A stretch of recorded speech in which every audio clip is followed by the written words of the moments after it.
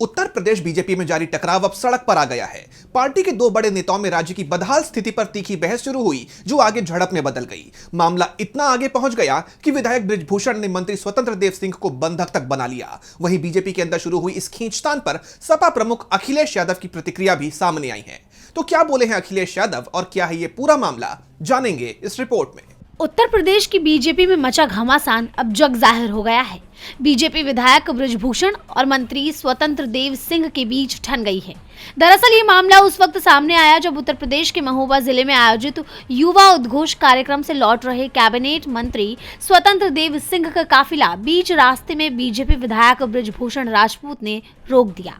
साथ ही तमाम स्थानीय समस्याओं को लेकर कैबिनेट मिनिस्टर की घेराबंदी कर दी। इस दौरान दोनों के साथ उनके समर्थक भी मौजूद रहे और देखते ही देखते कि दोनों के बीच शुरू हुई ये बहस तीखी झड़प में बदल गई। वहीं बीजेपी के अंदर मची इस खींचतान पर विपक्ष ने भी चुटकी ली है। सपा प्रमुख अखिलेश यादव ने इसे लेकर एक्स पर पोस्ट किया कि महासमाचार, स्वतंत्र बने बंधक।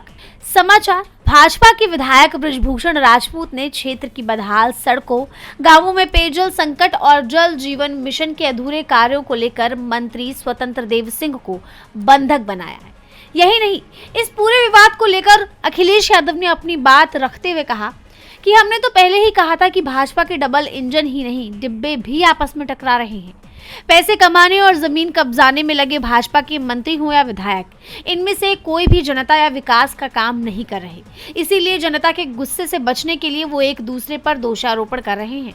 भाजपा के ही विधायक द्वारा अपनी ही पार्टी की सरकार के मंत्री को बंधक बनाना दिखाता है कि भाजपा सरकार के विधायक अब अगले चुनाव में हारने वाले हैं। वैसे ये ना सोचा जाए कि ये दोनों के बीच की ही लड़ाई है। दरअसल ये तो केवल सैंपल या कहीं नमूना है। हर विधानसभा क्षेत्र में यही हाल है।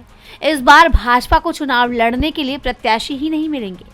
भाजपा की सत्ता पटरी से उतर गई है। बीजेपी के अंदर जारी टकराव को लेकर कहा जा रहा है कि अगर ये थमा नहीं तो इसका नुकसान 2027 में होने वाले विधानसभा चुनाव में बीजेपी को भुगतना पड़ सकता है। देखना होगा कि विवाद अब कहां जाकर थमता है। डीबी लाइव की रिपोर्ट।